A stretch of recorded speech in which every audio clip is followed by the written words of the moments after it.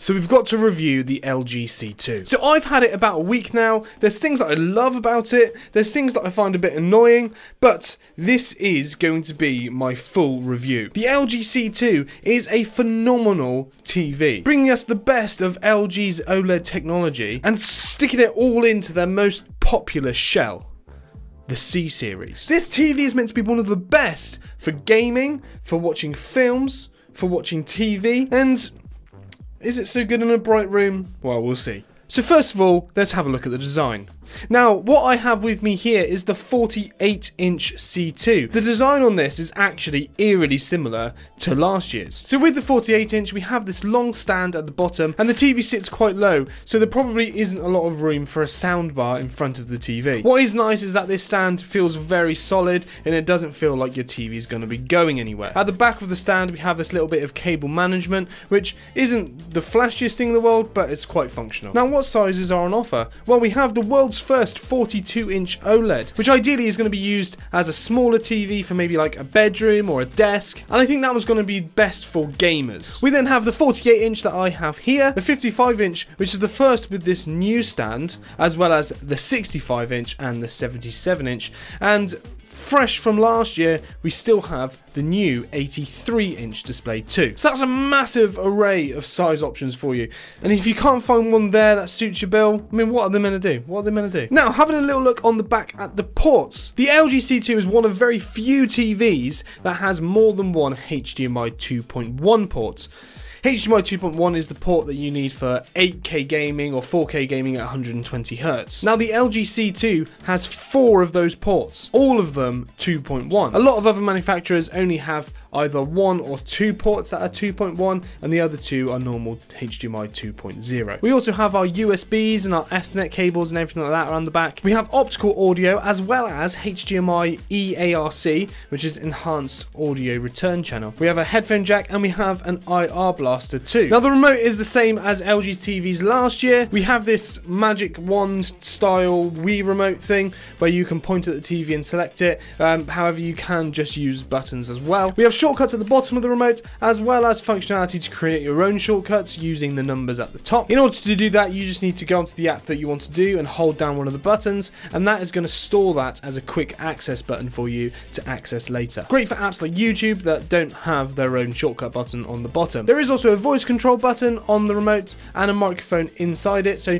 you can use that remote to search for things. However, the LG C2 now has hands-free voice assistant. Hi LG. Search Samuel Jones Tech on YouTube. Now, this hands-free voice assistant is okay. It's not the best thing that you've ever seen. I'll be honest with you, I much prefer using something like an Alexa. I find using the voice assistant is useful if you don't have the remote. As soon as you have the remote on you, it's much easier just to use the remote. Having to say hi LG all the time gets a little bit repetitive and annoying. Now, that being said, you can use the hands-free audio compatibility to add Alexa, and I've done a video about that you can watch. Now, the C2 is running the latest version of LG's WebOS software, and I have a sort of love-hate relationship with WebOS. There's certain things that I really like about it, and there's certain things that I think are just a bit of a pain. I don't like how crowded it is. Everything you want to access is on sort of one bar, and there's just loads going on. Personally, I much prefer something like the Fire TV operating system, where it's just a little bit clearer. That being said, when you're on the homepage, you can pretty much access anything that you want because there's so much stuff on the screen. There are some very basic customizations you can do. You can change the layout of your apps on that app bar, but other than that, it's pretty much stuck the way it is. Now, I have done a video where I get into all of the new features that you can see on the LG C2, and you should be able to click that one here. But a couple of highlights would be that integration with the hands-free audio, and a feature that most people have been desperate for a long time, which is picture-in-picture. Now, at the moment, it's being an early version. It's not currently supported by a lot of the third-party apps, and I'll be honest, I don't think it's supported by any of LG's apps either. However, as updates start to roll out, we'll see this feature there. The framework is there, and you can sort of see how it's going to work, but unfortunately, at the moment, it's just not really supported. Now, one of the things you'll notice while going around WebOS is how quick it is. It is super snappy and sharp. Now, part of this is down to LG's newest generation processor, the A9 Gen 5. Now that does a whole lot of stuff, especially regarding picture and sound. However, one of the basic functions of it is to get you around the TV, and there's absolutely no qualms there. This TV is perfectly fast. I don't think at any point I've been waiting for things to load. Apps pop up super quick, which I mean is what you'd come to expect when you're looking at a TV like this. Now one of the things that most people are going to be interested in is the picture. How good is it? And ultimately, it is phenomenal. And I mean, LG OLEDs have been phenomenal in their picture for a long, long time. But this one is just the next step up. First of all, if you haven't had an OLED before, any OLED is going to look fantastic. There's something about the way that the blackness of the blacks, it just affects the picture in such a ridiculous way. And the reason this is because on an OLED, each pixel is illuminated by itself, and when there's nothing on that pixel and it should be black, the pixel switches off entirely. It's unlike with an LCD where they have an array of LEDs at the back all shining at once, and where they have to do local dimming and you get things like blooming. There's none of that on an OLED. And ultimately this TV takes that OLED technology and it just keeps pushing and advancing it further. One of the issues with OLEDs in the past is something called crushing blacks.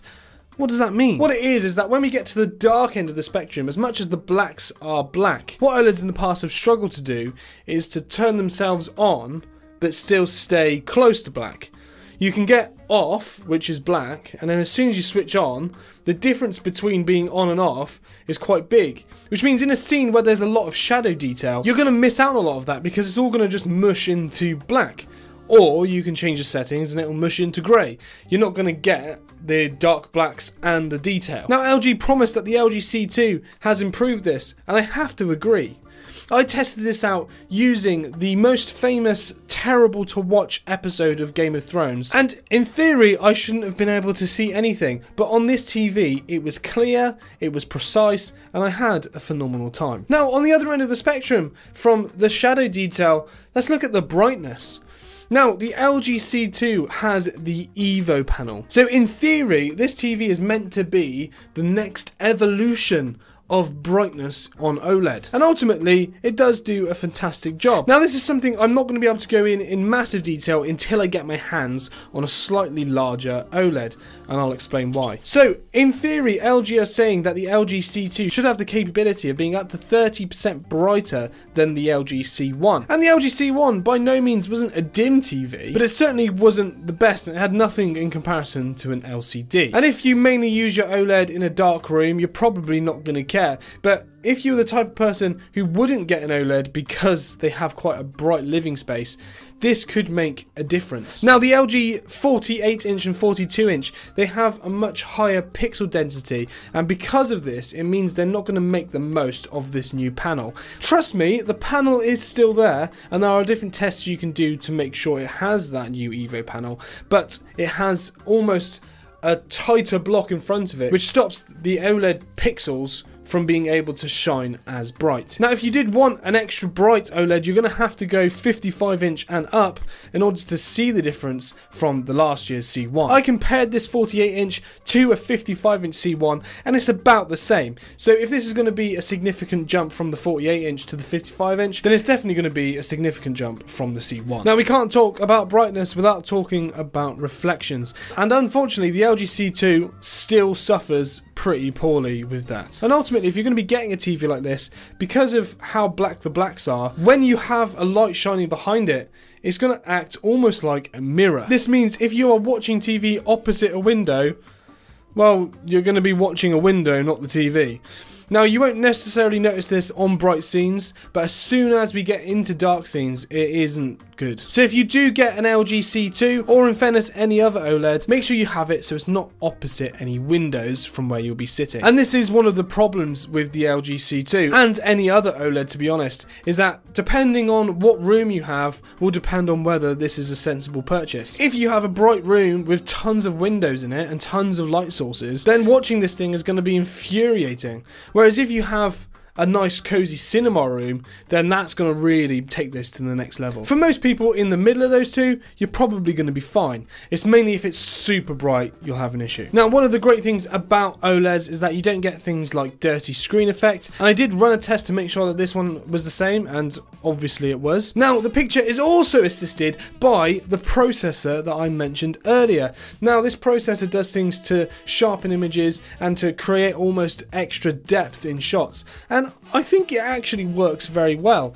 It's something that if you didn't have it switched on, you're not going to be upset about it. It's not going to dramatically worsen the image, but it will enhance it slightly if you have the AI mode turned on, so why not? Another fantastic thing, and I would say an improvement over last year, is how colours are handled on the C2. I honestly think the out-of-the-box picture settings for colour are phenomenal. I've had a chat with a few other people that have this TV, and someone did get theirs calibrated, and they said the best mode straight out of the box is cinema mode in SDR or cinema home in HDR. So with all of that cleared up, let's move on to gaming. Now, the LG C1 was the best gaming TV last year. It had the best features, it had the best support, and you want to fight me about it? Come at me. It was the best. But this year, Sony have updated their TVs to have VRR, and it's going to be a tighter fight. But what is the C2 like?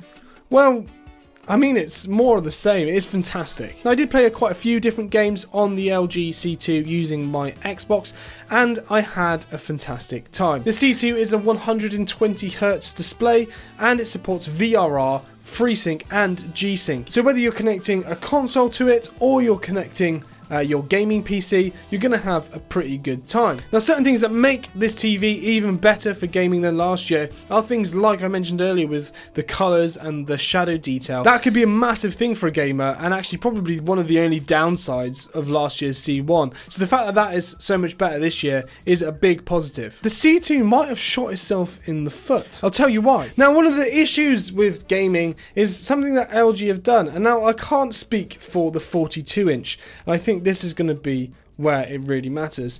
But something that OLED TVs have used for quite a while is something called BFI, and that is black frame insertion. Now, I'm not going to go massively into the technical aspect of what it is. Basically, in order to improve motion, and because of how fast the input lag on this TV is, it's about 1 millisecond, in order to make sure the TV didn't just look horrendous and choppy and horrible, they insert black frames between each frame. Now, you shouldn't notice this while looking at it, but it actually weirdly works very, very well. Now, this apparently isn't supported anymore on the 48-inch and up. I don't know about the 42-inch, I'm yet to try one. Now, the downside to doing that is that it can make the display darker, and if you're trying to get as much of the display out, then you might drop that feature. So maybe that's why they've done it. But you have to leave it with me for a long-term, few months down the road review, just to see whether that's something I think has affected me personally. Now, what is the sound like? Now, the sound is fairly decent. If you don't have a sound system and you're just using it straight off of the TV, it's going to be okay. Now, I would always recommend having an external sound system, getting a subwoofer and everything like that, just to take that sound to the next level. However, if you're not fussed about having a super cinematic experience, then technically this will be fine. And I think for most people in the day-to-day use, you're not going to be that concerned about the sound. It's not bad by any stretch of the imagination. It's just not amazing. Now, they do have an AI Sound Pro, which enhances the sound and creates virtual surround sound, which works okay, and you can kind of see what they're doing with it. However, I do think it degrades the quality of the sound ever so slightly, but that's my own personal opinion, so I would just recommend sticking with normal. Obviously, we do have the eARC port for HDMI and optical audio as well. You can also use the TV speakers as well as an external sound system in order to enhance the sound even further. And the TV continues its Dolby support with having Dolby Vision and Dolby Atmos. So if you have a supported sound system, then you can use that to full advantage. So LG create amazing OLED TVs, and each year it just seems to be a step up and a step up, and this is no exception. This TV is fantastic for gamers. It's going to be great for watching movies. It has a phenomenal picture with improved shadow detail from last year and improved colour accuracy. It's phenomenal for gaming with the support for VRR, FreeSync, G-Sync, 120Hz. And ultimately it looks like a piece of art in and itself. Now it's not going to be for people who want a super bright TV. You're going to have to move away from OLED to get that at the moment. If you're planning on putting this in